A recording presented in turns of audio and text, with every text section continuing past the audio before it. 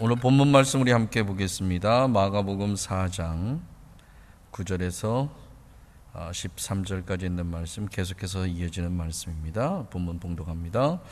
또 이끌고 예루살렘으로 가서 선종 꼭대기에 세우고 가로되 내가 만일 하나님의 아들이여든 여기서 뛰어내리라. 기록하시되 하나님이 너를 위하여 그 사자들을 명하사 너를 지키게 하시리라. 이곳까지만 보겠습니다. 우리가 지금 계속해서 사단이 예수님을 시험하는 세 번째 지금 장면에 계속해서 좀 머물러 있습니다. 사단이 하나님의 아들 예수 그리스도가 하나님의 아들이심은 알고 있으면서도 무엇 때문에 자꾸 이렇게 이걸 시험하는지 하는 그 부분입니다. 마찬가지로 우리도 하나님의 아들이 이미 다 되어들 믿습니다. 예수 그리스도께서 이 땅에 오시고 그리고 십자가에서 죽으시고 3일 만에 부활하시고 난 이후에 누구든지 그의 이름을 믿는 자들에게 하나님의 아들이 되는 권세를 우리들에게 허락해 주셨습니다. 그래서 우리도 하나님의 아들임을 믿습니다. 그 하나님의 아들들이 동일하게 오늘도 2000년 전이나 지금이나 사단은 똑같이 우리에게 뭐를 도전하냐면 내가 정말 하나님의 아들이냐? 네가 지금 이렇게 사는 이 모습을 하나님께서 보시고 기뻐하시고 너를 아들로 인정해 주겠느냐 하는 그것을 사단은 끊임없이 우리에게 도전합니다. 그런데 우리가 명확하고 또 확실히 알아야 될 부분이 뭐냐면 우리는 우리의 어떤 행위로, 우리의 의로운 행위로 아니면 우리가 예수님처럼 십자가에 달려 죽음으로 말미암아서 우리가 하나님의 아들이 되어온 것이 아니라는 것을 우리가 명심해야 됩니다. 우리는 그냥 하나님께서 은혜로 주어주신 그것 때문에 우리가 하나님의 자녀가 되었다라는 것을 우리는 절대 잊어서는 안 됩니다. 다시 말해서 우리가 하나님의 자녀가 될 수 있는 어떤 무엇인가가 있어서 우리가 하나님의 자녀로 삼아주신 것이 절대 아니라 우리에게는 아무런 자격이 없습니다. 우리에게는 하나님께서 우리를 하나님의 아들로 삼으실 만한 그 어떤 것도 우리에게는 있지 않습니다. 오직 있다면 단 하나, 예수 그리스도의 은혜가 있었기에 우리가 하나님의 아들이 되었다. 이것을 끊임없이 사단은 우리에게 도전합니다. 네가 하나님의 아들이 될 수 있는 자격이 뭐야? 네가 만약 하나님의 아들이라면 또 하나님의 자녀가 되었다면 너는 이렇게 하면 안 되잖아 라고 우리를 자꾸 정죄하는 그런 모습을 우리에게 보여줍니다. 오늘은 우리가 이 말씀을 통해서 우리가 과연 하나님의 아들이 되었다면 이제 우리가 사단의 노예로 살던 사단의 종으로 살던 그런 신분에서 벗어나서 하나님의 자녀가 되는 그런 성경 말씀 그대로 우리가 그런 권세를 입었다 그랬습니다. 이 권세를 누려야 되는데 그럼 하나님의 아들이 가야 할 길이 어떤 길인가? 이제 우리가 죄의 종로로 타면서 살 때 죄와 함께 사단과 함께 걸어가던 그 길이 아니라 하나님의 자녀가 된 하나님의 은혜로 말미암아 하나님의 자녀가 되었는데 그 하나님의 자녀가 된 그 삶을 살아가는 삶의 방향과 방식과 목표가 다 틀려졌는데 그럼 어떻게 사는 것이 하나님의 자녀로 살아가는 길인가?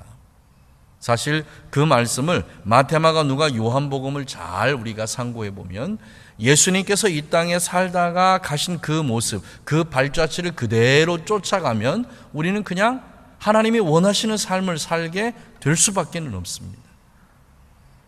예수님께서 이 땅에 오셔서 살았던 그 삶의 발자취, 그 모습을 그대로 우리가 닮아간다면 그게 바로 하나님의 자녀, 하나님의 아들이 이 땅에서 살아가는 가장 아름답고 가장 고귀한 삶의 방식이다. 이것을 가장 우리들에게 또 잘 보여준 한 분이 있는데 그분이 바로 사도 바울이라 하겠습니다. 그래서 오늘은 사도행전 20장을 통해서 과연 우리가 하나님의 아들이 되었고 그 하나님의 아들이 된 우리들이 어떻게 하면 하나님의 원하시는 그런 아들의 삶을 그 가야 할 그 길을 우리가 어떻게 갈 것인가 하는 걸 우리가 한번 보도록 하겠습니다. 자, 사도행전 20장입니다. 사도행전 20장 17절부터 봅니다. 신약성경 223페이지입니다. 사도행전 20장. 사도행전 20장 이 부분은 이제 사도 바울이 성령으로부터 이제 내가 예루살렘으로 올라가면 앞으로 어떤 일을 겪게 될 것인가를 미리 말씀을 해주시고, 그것을 들은 사도 바울이 예루살렘에 올라가는 그 과정 속에서 예배소에 있는 그 장로들을 불러서 마지막 고별 인사를 하는 장면이 바로 17절부터 이곳에 나오게 됩니다. 자, 이런 말씀을 통해서 우리는 과연 어떻게 하는 게 옳은 것인가? 자, 17절 봅니다. 바울이 밀레도에서 사람을 예배소로 보내어 교회 장로들을 청하니. 아마 예배소로 장로들을 특별히, 예배소에 있는 장로들이 특별히 청함을 받았다라고 한다면 사도 바울도 성령도 에베소에 대한 특별한 애정을 아마 가지고 계셨던 것이 아닐까 하는 그런 생각을 합니다. 우리가 예배소서 1장을 펴면 예배소서의 가장 핵심적인 단어가 주 안에서, 그리스도 예수 안에서, 너희가 내 안에서 하는 이 말씀을 지속적으로 하시는 그 모습을 볼 수 있습니다. 그래서 그 내용서를 본다면 아마도 사도 바울이나 성령이나 동일하게 예배소 교회의 어떤 특별한 애정을 좀 가지고 계셨던 것이 아닌가라고 저는 개인적으로 그런 생각합니다. 그 예배소의 교회에 있는 장로들을 청해서 뭐라고 얘기하냐면 이렇게 얘기합니다. 오매 저에게 말하되 아시아에 들어온 첫날부터 지금까지 내가 항상 너희 가운데 어떻게 행한 것을 너희도 아는 바라고 그랬습니다. 증인입니다. 에베소 교회의 장로들은 아마도 예배소 교회를 개척하고 예배소 교회를 세워나가는데 함께 사도 바울과 동역했던 동역자들이 아닐까. 그 동역자들에게 사도 바울이 뭐라고 얘기하냐면 내가 예배소에 첫날 발을 디뎌놓는 그 순간부터 내가 어떤 일을 했는지 너희들이 다 보고 듣고 알지 않느냐.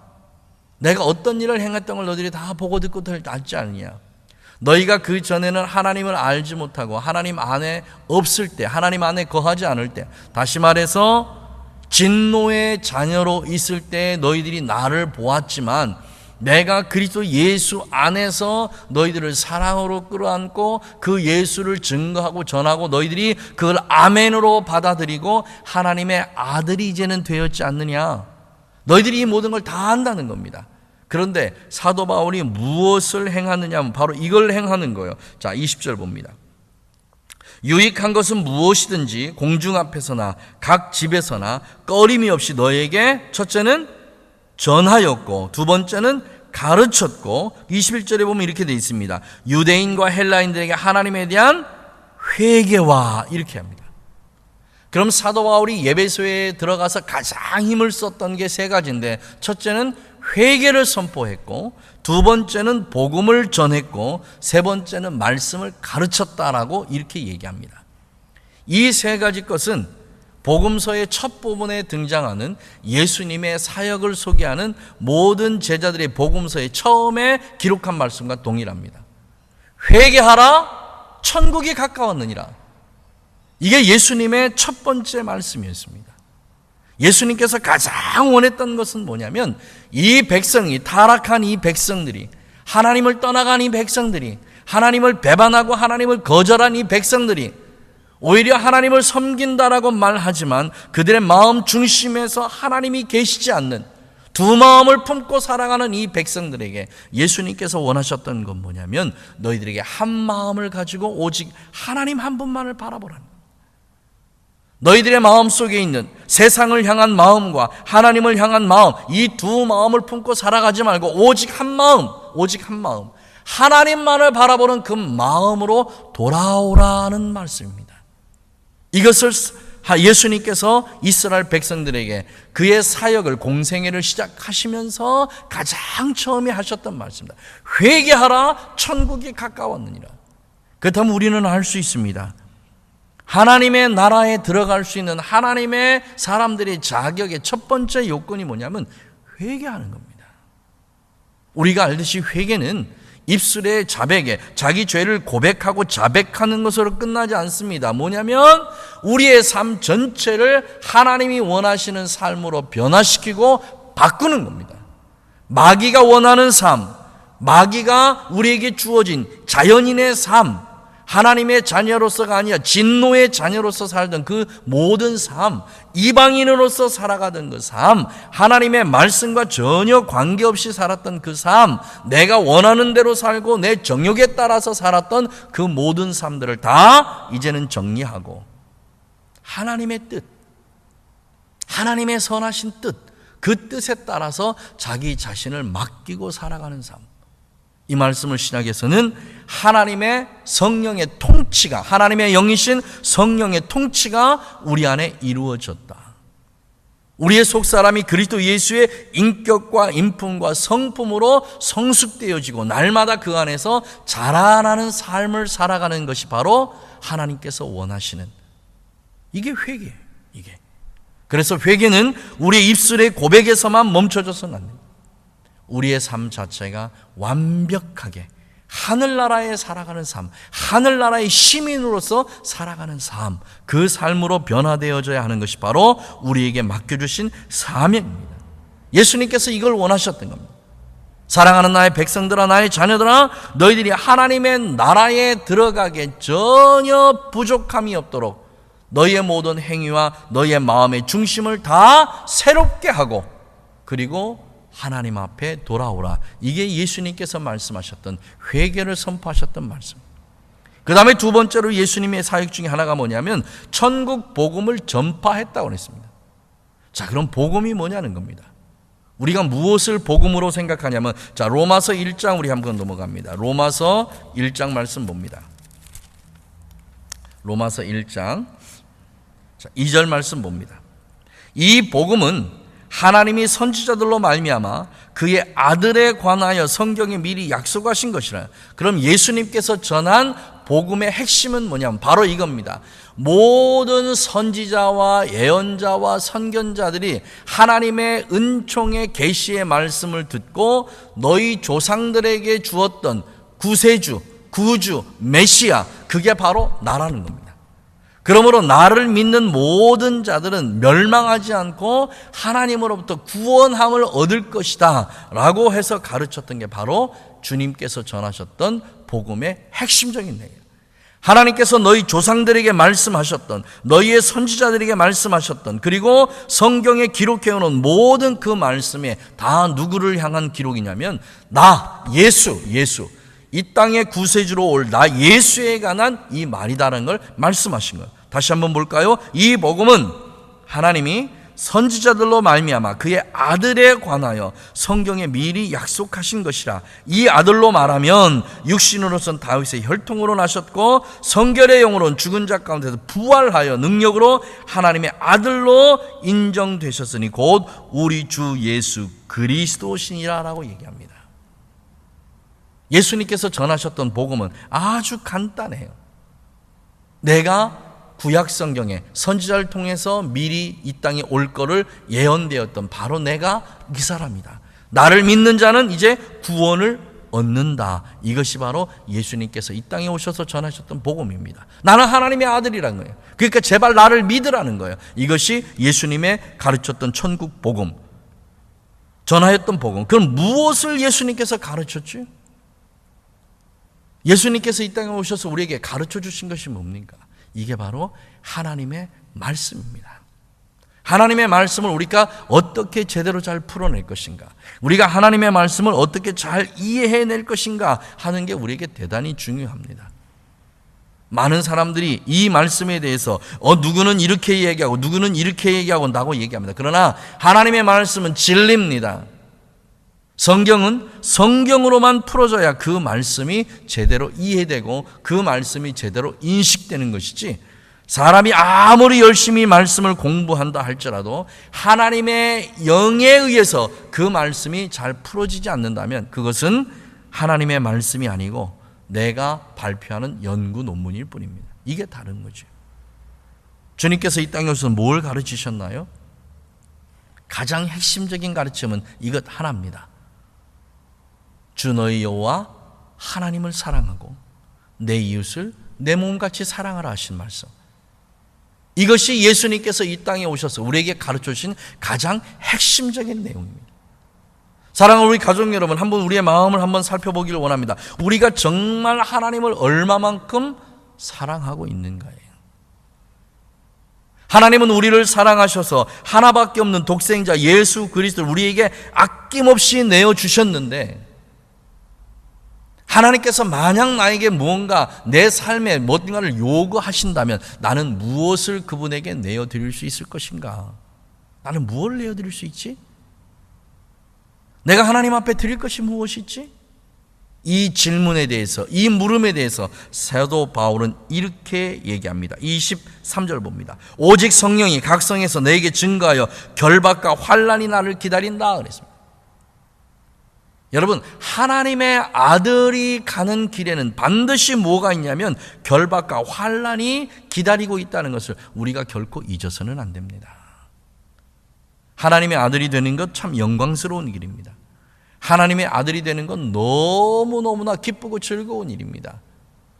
그 기쁨과 즐거움이 어디까지 연결이 돼야 되냐면 우리에게 결박이 있고 환난이 있고 고통이 있고 예수님 때문에 핍박이 있고 매맞음이 있다 할지라도 그것마저도 하나님 앞에 감사함으로 기쁨으로 즐거움으로 올려드릴 수 있어야 우리가 하나님의 아들로서 바른 길을 가고 있는 겁니다. 하나님께서 내 삶에 복을 주실 때는 기뻐하고 즐거워하고, 하나님께서 나를 훈련시키고 연단시키기 위해서 고난 가운데 두셨을 때는 그거를 내가 기뻐하지 않는다면 이건 하나님의 자녀로서의 올바른 길이 아닙니다.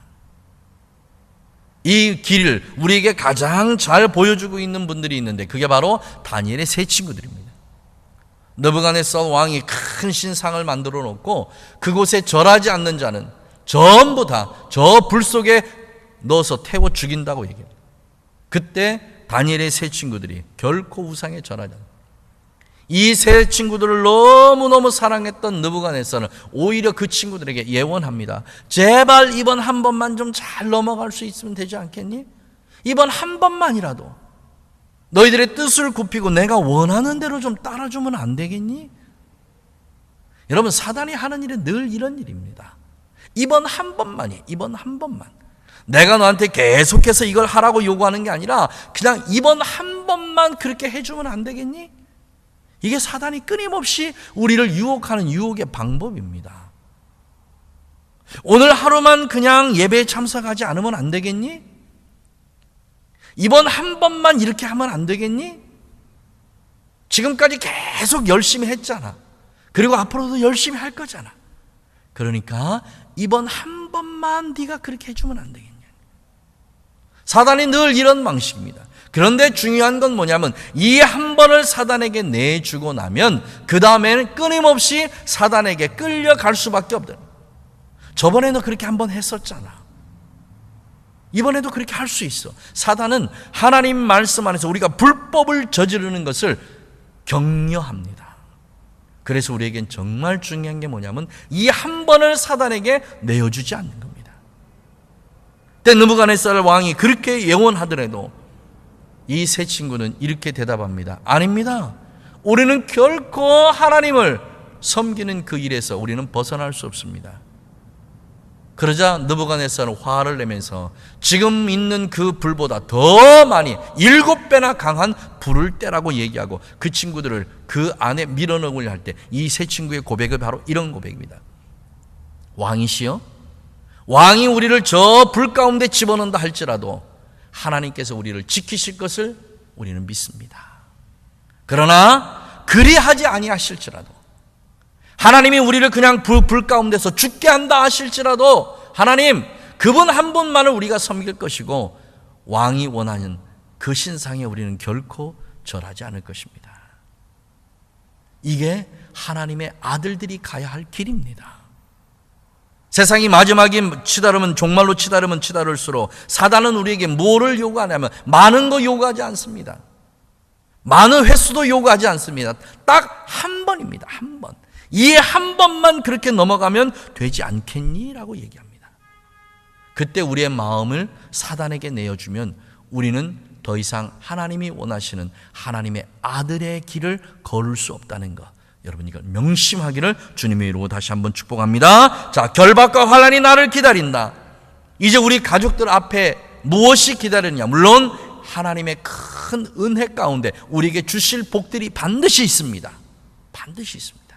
이건 믿습니다. 아멘 합니다. 우리 가족들이 그 복을 받기 위해 정말 많이 준비하고 또 예비되어 있고 그 복이 반드시 우리 가족들에게 임할 것을 믿습니다. 그런데 주님께서 뭐라고 말씀하셨냐면 어느 날 베드로가 이렇게 주님에게 얘기합니다. 주님, 보시옵소서. 우리가 우리의 가진 모든 것을 다 버리고 주님을 따랐습니다라고 얘기합니다. 맞습니다. 베드로는 자기의 성공할 수 있는 모든 성공의 조건들을 다 내려놓고 예수님을 따랐던 게 맞습니다. 요한과 그 형도 마찬가지입니다. 자기 아버지의 모든 유산을 물려받을 수 있는 그 모든 것들을 다 내려놓고 예수님을 따라서 왔던 게 요한의 형제들입니다. 그리고 베드로는 이렇게 얘기합니다. 예수님 보세요. 우리가 모든 것을 다 버렸습니다. 그럼 우리에게 뭐가 주어지지요? 우리는 다 버리는 걸로 끝나는 겁니까? 라고 얘기할 때 예수님은 베드로에게 이렇게 대답하십니다. 베드로야, 참 고맙다. 네가 나를 위해서 모든 걸 다 버려준 그것에 대해서 내가 얼마나 고맙게 생각하는지 모른다. 아마 하나님께서는 우리 가족들에게도 동일하게 그렇게 말씀해 주실 것입니다. 오늘 이 주일 예배에 참여하기 위해서, 그리고 너희들이 나를 예배하고 나를 경배하기 위해서 모든 것을 다 제쳐놓고 오늘 이 시간 너희들이 여기에 와서 나를 예배하는 거 정말 고맙다.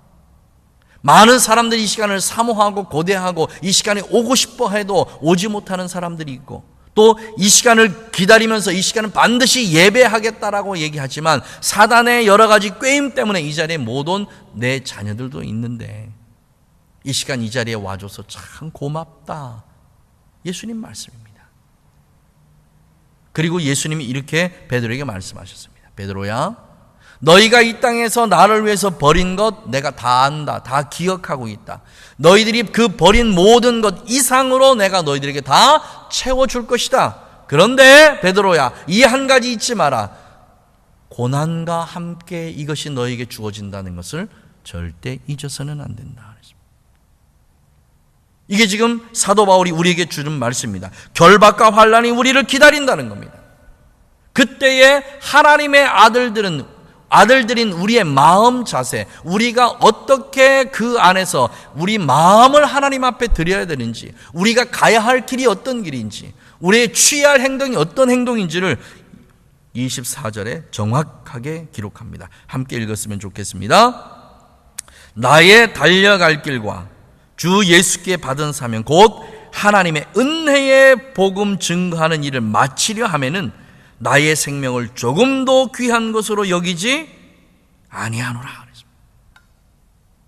하나님의 아들들이 가야 할 길은 바로 이 길입니다.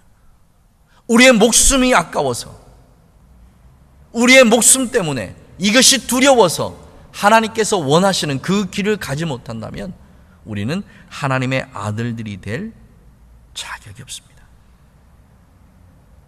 그는 벌써 하나님의 아들이 될 자격을 다 상실한 것과 같습니다.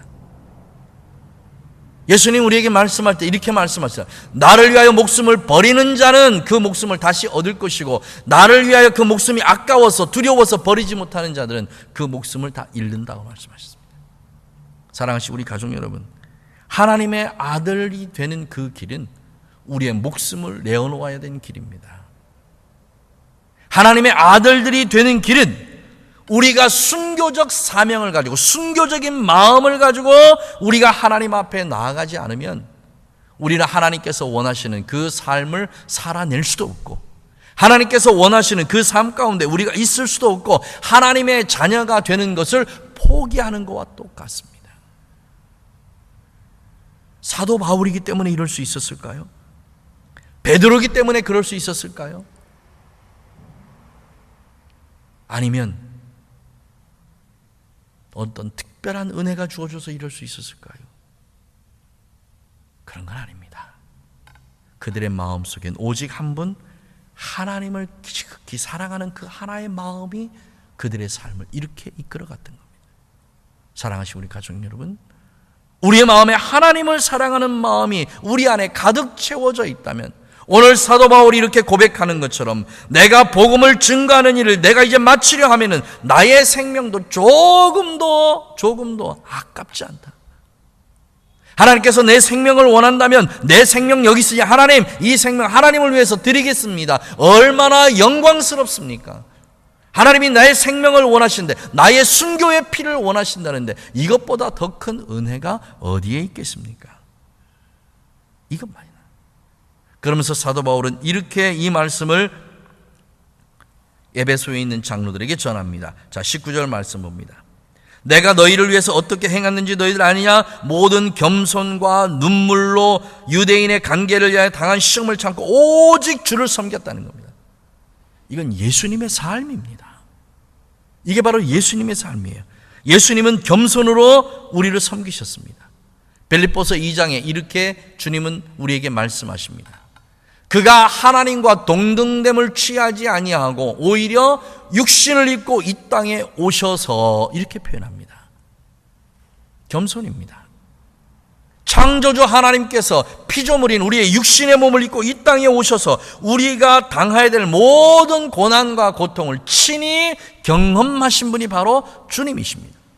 그리고 오늘 하나님의 보좌 우편에 앉아 계시면서 우리가 이 땅에서 당하는 고통과 고난과 환난 가운데 혹시라도 하나님께서 원하시지 않는 그런 일을 행할 때에 하나님 앞에서 우리를 대변하는 대변자, 우리를 변호하는 변호자가 되어주시는 분이 바로 예수님이십니다.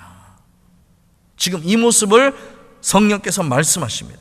눈물로 내가 섬긴 걸 너희를 기억하라고 말씀하십니다. 마지막 겟세마네 동산에서 이 땅에 남아있을 그의 제자들을 위해서 눈물로 하나님 앞에 기도하셨던 예수님의 그 마지막 기도를 우리는 꼭 기억해야 합니다. 주님은 그렇게 사시다가 그렇게 가신 분입니다. 내가 너희를 위해서 이렇게 했던 거 너희들 기억하지 않냐? 그러나 내가 정말 너희를 그렇게 내 겸손과 내 눈물로 너희들에게 다가갈 수 있었던 오직 한 가지, 그게 뭐냐? 바로 이겁니다. 주를 섬겼다는 거예요. 이 말을 바꾸면 오직 내가 예수님을 사랑했기 때문에, 이 말을 다시 바꾸면 예수님의 사랑이 내 안에 있기에, 예수님의 사랑이 뭔지를 내가 알기에, 예수님의 사랑을 내가 받고 있기에 그 사랑을 내가 너희들을 위해서 내주었다는 말씀과 똑같습니다. 사랑하신 우리 가족 여러분, 하나님의 아들들이 가야 할 길은 오직 한 길뿐입니다. 하나님을 사랑함으로, 그 아버지를 사랑함으로 내 목숨까지 아끼지 아니하고 다 내어놓는 것. 그러나 그 가는 길에 내 인간적인 정욕과 육신의 정욕과 안목의 정욕과 이생의 자랑을 위해서 하나님을 섬기고 하나님을 사랑하는 것이 아니라 예수님께서 가신 그 길을 그냥 나도 함께 그 발자취를 따라서 가는 바로 그 길입니다. 천국의 복음을 전파하고 하나님의 말씀을 가르치고 회개하라 천국이 가까웠느니라, 그렇게 외치시면서 유대인들에게 가진 핍박과 고통을 당하셨지만 오직 하나님의 의와 하나님의 뜻을 이루기 위해서, 그 하나님의 사랑을 받는 그 사랑을 이 땅의 모든 이들에게 남겨놓고 가시기 위해서, 그리고 그들도 나처럼 하나님을 사랑함으로 말미암아 하나님의 사랑을 받은 사람이 하나님의 사랑으로 다른 이를 섬기는 그런 것을 이 땅에 남겨놓고 가시기 위해서 예수님께서 부단히도 우리들을 가르치시고 우리에게 모범이 되어주셨던 것처럼 우리도 마찬가지로 예수님의 삶을 답습하면서 살아야 되는 것이 바로 하나님의 아들이 가야 할 길입니다. 사랑하시는 우리 가족 여러분, 하나님은 우리가 예수님을 닮아가는 것을 너무도 원하십니다. 고린도전서 11장 1절에 사도 바울은 이렇게 고백합니다. 내가 그리스도 예수를 바라보고 그를 본받아 오직 그만 바라보고 그를 닮아가는 그 삶을 내가 살아가는 것처럼 너희도 나를 본받아 그리스도 예수를 닮아가는 그러한 삶을 살아야 되지 않겠느냐고 그렇게 사도 바울은 얘기합니다. 맞습니다. 우리 모두도 예수님을 닮아가는 그 삶을 살아야 될 줄 믿습니다. 이 길만이 하나님의 아들들이 가야 할 길이고, 이 길만이 우리가 하나님의 아들로서 하나님의 영광을 드러내고 그리스도 예수의 영광을 이 땅에 드러내므로 말미암아 주님께서 이 땅에 재림하실 그날까지 성령이 우리와 함께 동행케 하셔서 하늘과 땅을 다스릴 그 권세를 가지고 하나님의 아들로서 이 땅을 살아갈 수 있는 유일한 방법입니다. 오늘 이 말씀을 통해서 아멘한 사랑하는 우리 모든 가족들은 지금 이 시간 다시 한번 내가 하나님의 아들됨을 자각하고 예수님이 이 땅에 살았던, 예수님께서 이 땅에 우리 살면서 우리에게 보여주셨던 그 삶을 내가 다시 본받고 살아가겠다는 그런 마음의 결단이 이루어지기를 주님으로 축복합니다. 그렇게 축복한 모든 우리 가족들에게 하나님의 은혜가 함께 하실 줄 믿습니다. 기도하겠습니다. 살아계신 하나님, 참으로 고맙고 감사합니다. 오늘도 하나님께서 우리 가족들을 사랑해 주셔서 우리 가족들의 하나님의 말씀이 선포되게 하시고 이 진리의 선포의 말씀에 아멘으로 화답할 수 있도록 은총을 베풀어 주셔서 너무 고맙고 감사합니다. 많은 사람들이 하나님의 아들이 되었고 하나님의 자녀가 되어서 그 기쁨과 즐거움과 행복을 누리려고 하지만 주님, 고난 가운데 들어가서 예수님께서 당하셨던 그 고난과 같이 동일한 고난을 통해서 하나님께서 품으셨던 온 인류를 구원하고자 하는 그 구원의 마음이 얼마나 결여되어 있는지 모릅니다. 그러나 주님, 우리에게 사도 바울과 같은 동일한 마음을 부어주옵소서. 예수님과 같은 동일한 마음을 부어주옵소서. 하나님을 사랑하는 그 사랑의 마음을 품고 열방을 향해서 나아가 하나님의 사랑을 증거하는 우리가 되도록 역사해 주시길 원합니다. 그 길에 우리에게 환난과 핍박과 고난과 고통과 순교가 우리 앞에 있다 할지라도 주님, 결코 두려워하지 않게 하여 주옵소서. 복음의 증거 일을 마치려 하는 나의 생명을 조금 더 귀한 것으로 여기지 아니했다는 사도 바울처럼 우리 역시도 예수님처럼 십자가의 그것을 전혀 두려워하지 않고 마다하지 않고 인류의 구원을 위해서 그 십자가를 지셨던 그 예수님처럼 사랑하는 우리 가족들도 하나님을 사랑하는 그 마음으로 우리의 생명을 주님을 위해서 내어놓을 수 있는 그런 은혜가 있도록 역사하여 주옵소서. 예수님 따라가는, 예수님 닮아가는 우리 가족들이 되게 해주실 것을 믿사옵고 예수님의 이름으로 축복하고 기도하옵나이다. 아멘, 아멘, 아멘.